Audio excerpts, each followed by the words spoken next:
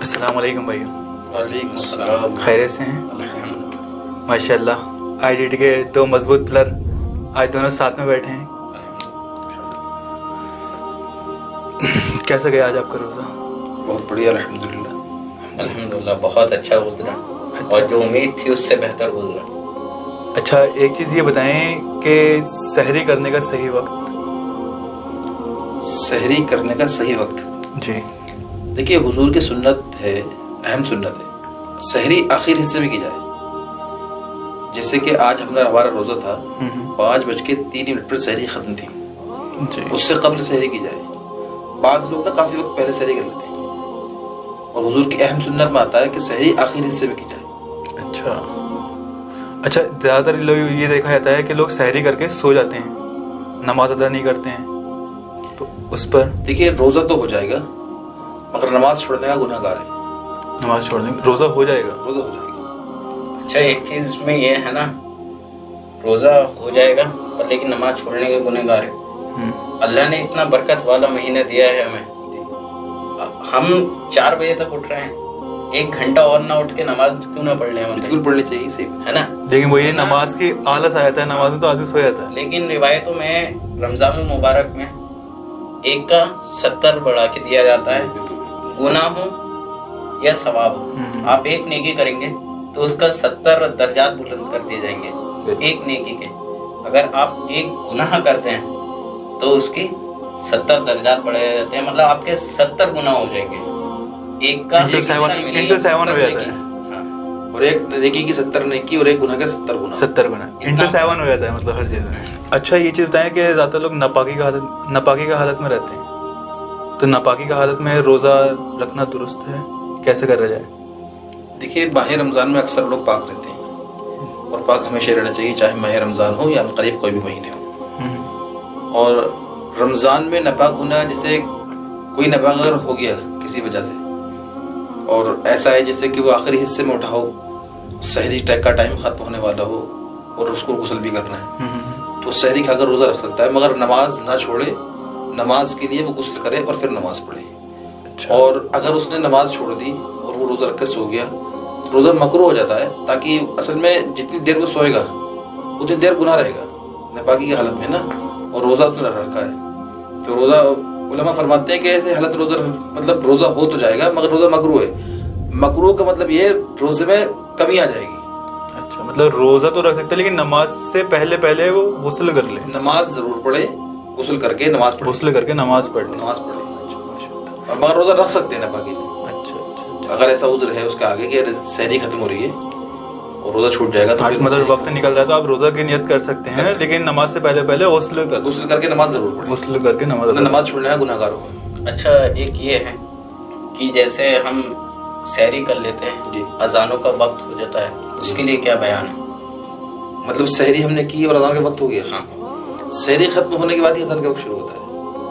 جیسے بعض لوگ کہتے ہیں کہ سحری اذان کے وقت تک کھا سکتے ہیں. جی ایسا نہیں. اذان کے وقت سے پہلے سحری کا ٹائم ختم ہو جاتا ہے, اس کے بعد اذان کے وقت شروع ہوتا ہے.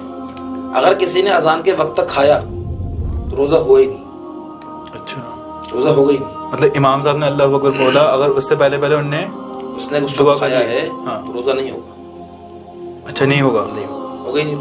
اصل میں دیکھیے روزہ رکھ تو رہے ہیں مگر روزے کے احکام بھی پتہ ہونا چاہیے. احکام بھی معلوم. روزہ صرف منہ بند کرنے کا نام نہیں ہے, مطلب ہر چیز سے ہمیں باز رہنا ہے. اچھا من بھائی روزہ کہتے کسے ہیں؟ روزہ کسے کہتے ہیں؟ جی صرف بھوکا, زیادہ لوگ سمجھتے ہیں کہ صرف بھوکا رہنے کو. بھوکا رہنا روزہ نہیں ہے. روزہ اللہ کے قریب کرتا ہے روزہ, اللہ کا قرب حاصل ہوتا ہے روزے میں. اور الحمدللہ مجھے تو بڑی لذت ہوتی ہے روزے میں, لیکن نمازوں میں ذوق پیدا ہوتا ہے. ہم کچھ بھی کرتے ہیں نا, قرآن پاک کی تلاوت بھی کریں گے اس میں ایک ذوق ہوگا, کیونکہ ایک شدت ہوتی ہے نا بھوک پیاس کی, اور اس میں اگر قرآن پاک پڑھا جائے تو بڑا دل لگتا ہے. درود پاک پڑھا جائے بڑا دل لگتا ہے. نماز میں بڑا ذوق ہوتا ہے, کیونکہ غذا اگر پیٹ میں نہیں ہوتی نا تو اللہ کی عبادت میں مزہ آتا ہے. آپ دیکھیں کتنے اولیاء اللہ گزرے ہیں, انہوں نے جو ہے بھوکے پیاسے رہ کر کے عبادت کی ہے, کتنے بڑے مقام اللہ نے عطا کیے. اسی لیے تو کہ بھوکے پیٹ کی عبادت بھی اللہ کو بڑی پسند ہے, اور اس کی لذت بھی بڑا مزے دیتی ہے. اچھا چلیں اور اس ٹاپک کو تھوڑا ہٹا کے کرتے ہیں. آپ دونوں کا پورا دن کے حساب سے مینٹین کرا آپ نے, کیونکہ رمضان میں دیکھا جاتا ہے کہ ٹائم مینیج کرنا بہت زیادہ ڈیفیکلٹ ہو جاتا ہے. آپ دونوں کے حساب سے مینیج کرا, بتائیں تھوڑا. اچھا وہ ان کے لیے ہوتا ہے ڈیفیکلٹ، جن کی لائف ہی ڈیفیکلٹ ہوتی ہے. جو اللہ رب العزت پہ اپنی زندگی چھوڑ دیتا ہے نا، اس کی ٹینشن صرف اللہ کی ذات کے لیے ہے. اس کے لیے کوئی فکر نہیں، اس سے کوئی ٹینشن نہیں ہوتی، اس کو تو کوئی فکر ہی نہیں ہے. پھر بھی ایک ٹائم مینیج کرا کس حساب سے کرا، وہ اس کا تو تھوڑا ڈسکرائب کریں. کام ہو نہ ہو، ٹائم مینیج کی رہی بات، ٹائم مینیج تو یہ ہے کہ آپ سحری میں اٹھے، اول وقت پہ اپنا تہجد پڑھیں، تہجد کے بعد سحری کریں اپنی، پھر اپنے مسجد کی طرف رخ کر لیں، مسجد جائیں، نماز فجر پڑھیں، تلاوت میں لگیں کلام پاک کی، یا کوئی ورد اسفار کرنے ہیں وہ کریں، پھر اپنا آ کے سونا چاہیں سو جائیں، یا کام کرنے والے ہیں وہ اپنے کاموں کی تجارت کی طرف جائیں. کیونکہ جو صبح میں روزی بڑھتی ہے نا فجر کے وقت کے بعد، وہ روزی اول روزی ہوتی ہے. زیادہ روزی ملنے کے چانسز بھی صبح میں رہتے ہیں. ویسے شہروں میں پایا جاتا ہے اکثر فجر پڑھ کے سو جاتے ہیں. زیادہ ہوتا ہے کہ مطلب فجر پڑھے پھر سو گئے. بعض لوگ سحری بھی اتنی کھاتے ہیں کہ فجر کے بعد نا ایک رکوع پڑھنے کی بھی ہمت نہیں ہوتی ہے. اچھا من بھائی، جیسے یہ ہوتا ہے کہ زیادہ لوگ اس مارے زیادہ کھاتے ہیں کہ بھائی پورے دن بھوکا رہنا ہے. دیکھیے یہ تو غلط فہمی ہے. آپ نے دیکھا ہی ہوگا جی، جس وقت میں کہ پانی بھائی بہت حد سے زیادہ اوور پیتے ہیں وہ، کہ زیادہ تر میں نے لوگوں کو دیکھا کہ وامٹ تک ان کو ہو جاتی ہے کہ اتنا بھائی کہ پورے دن پیاسا رہنا ہے تو پانی پی لو. اس سے کچھ نہیں، مطلب لوگوں نے ایسا بنا لیا ہے اس طرح کرنے سے، ایک مینٹلٹی اپنی انہوں نے وہ کر لی ہے. بھوک نہیں لگے گی ایسا نہیں ہے. اچھا کھانا بھی کم چاہیے سحری میں تاکہ عبادت کا مزہ لے. فجر کے بعد لوگ کچھ پڑھتے ہی نہیں ہے، مطلب اتنے زیادہ بھوک سے وہ ہو جاتے ہیں کھانا کھا کر کے کہ سیدھے بستر پکڑتے ہیں. فجر پڑھنا دشوار ہو جاتی ہے بہت سے لوگوں کی. تبھی یہاں وہی ہوتا ہے کہ فجر ان کی اکثر میں دیکھتا ہوں الحمدللہ یہ کہ شہروں میں زیادہ پایا جاتا ہے. گاؤں دیہات میں تو قرآن پاک کی تلاوت کرتے ہیں لوگ، مگر شہر میں سوتے ہیں. اچھا حضور کی ایک سنتوں میں سے ایک سنت یہ بھی ہے، کم کھانا اور کم سونا. جتنا زیادہ آپ اللہ کی بارگاہ میں مشغول رہیں گے نا، اتنا زیادہ ثواب ہے آپ کے لیے. جتنا آپ کم کھائیں گے نا، اتنی آپ کو بیماریاں کم لگیں گی. ایک سائنٹیفکلی بھی پروف ہے کہ آپ 16 سے 18 گھنٹے بھوکا رہیں تو آپ کو کوئی بیماری نہیں لگے. شوگر، ڈائبٹیز، یہ جو بیماری ہیں اس سے آپ پرہیز رہیں گے، بالکل ان سے دور رہیں گے اگر آپ سائنٹیفکلی ہے یہ. تو الحمدللہ ہمیں تو 30 دن کا موقع ملتا ہے روزے رکھنے کا پورا. اچھا میں افطاری کے ٹائم پر جب دسترخوان سجا تھا تو میرے مائنڈ میں غازہ اور فلسطین کا آیا. تو وہاں کے کچھ حال کیا کنڈیشنز ہیں وہاں کے، تھوڑا بہت ڈسکرائب کریں، بتائیں.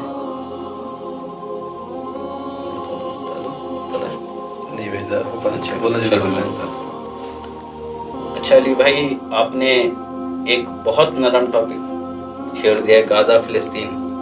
عموماً دیکھا جائے تو ہر مومن کے گھر میں آج پہلا رمضان منایا گیا، ان کے دسترخوان بھی بھرے گئے ہوں گے.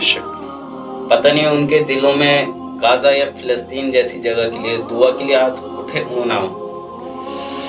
ایک مومن کے دل میں غازہ یا فلسطین کے لیے درد نہیں تو میرے حساب سے وہ مومن نہیں. کیونکہ بیت المقدس جیسی جگہ کے لیے وہ لوگ جنگ کر رہے ہیں اور یہودی قوم سے جنگ کر رہے ہیں، ان کو پر باقاعدہ بمباری ہو رہی ہے، وہ پھر بھی رمضان میں روزے رکھ رہے ہیں. یہاں تک دیکھا گیا ہے کہ بیت المقدس میں تراویح پہلے دن نہیں ہوئی تھی، دوسرے دن سے تراویح ہوئی ہے. ماشاءاللہ. کل کا دن مطلب وہاں تراویح ہوئی تھی، ورنہ پہلے دن وہاں کی گورنمنٹ نے منع کر دیا تھا، اسرائیلی گورنمنٹ نے، بندوق کی نوک پہ وہ بھی. اب الحمدللہ تراویح بھی ہوئی ہے وہاں پہ. ماشاءاللہ وہاں کے لوگوں کی ہمت ہے. میں نے ایک پوسٹ دیکھی تھی کہ پوری مسجد شہید ہوئی بھی ہے اور لوگ نماز ادا کر رہے ہیں. جمعے والے بات جو تھی وہ اسی مسجد کی تھی. اچھا، خطبہ بھی ہوا ہے، جمعہ بھی ہوا ہے. میں نے بھی شاید حال ہی میں پوسٹ دیکھی تھی، مطلب پوری مسجد شہید ہوئی بھی ہے اور لوگ سائڈوں میں نماز اپنی ادا کر رہے ہیں. آپ کے پاس شاید یہ نیوز آئی ہو نہ ہو، جو بیت المقدس کے امام صاحب ہے نا، انہوں نے پورے فلسطین کے ایریے کو بولا ہے کہ آپ بیت المقدس کی طرف ہجرت کریں. اچھا. اس ٹائم پہ بیت المقدس کو جو فلسطینی قوم ہے ان کی ضرورت ہے، کیونکہ وہ وہاں پر آ کے اٹیک کر رہے ہیں، بندوق کی بمباری جو کر رہے ہیں مسجد اقصی پر. ہاں، جو نماز پڑھ رہے ہیں وہاں پر اٹیک کر رہے ہیں. پچھلے سال بھی یہی ہوا تھا. وہاں کے لوگوں کی ہمت کتنی ہے بھائی، ماشاءاللہ. وہاں کے لوگوں کی ہمت تو ہمت، بچوں کی بھی بچوں کی ہمت کتنی ہے. بچے بھی وہاں پہ بے جھجک بولتے ہیں. اللہ نے بڑی ہمت دی اس قوم کو. اور بیت المقدس سبھی کے لیے، ہمارے لیے بھی. وہی نبی کریم کا فرمان ہے، مجھے یاد نہیں آ رہا کیا تھا اس ٹائم پہ آپ ویڈیو ریکارڈ ہونے سے پہلے آپ کچھ فرما رہے تھے؟ بیت المقدس کے آس پاس جو گھر ہیں اور وہاں کے جو رہنے والے افراد ہیں، حضور فرماتے ہیں سب سے مضبوط قوم ہوگی. ہاں. اور مطلب طاقتور بھی ہوں گے وہ، اور حوصلے والے بھی ہوں گے. اللہ نے انہیں ایک الگ ہی مطلب جذبہ اور شوق دیا ہے. 1400 سال پہلے پرانی بات وہ اب دیکھیں واقعی وہ سچ ہو رہی ہے. سچ ہو رہی ہے. حضور کی ساری باتیں سچ ساری باتیں. وہ بھی شاہزاد بھائی نے سائنٹیفکلی اپنے کچھ بتایا تھا. کیا تھا وہ؟ کون سا ٹاپک تھا؟ سائنٹیفکلی پروفڈ ہے.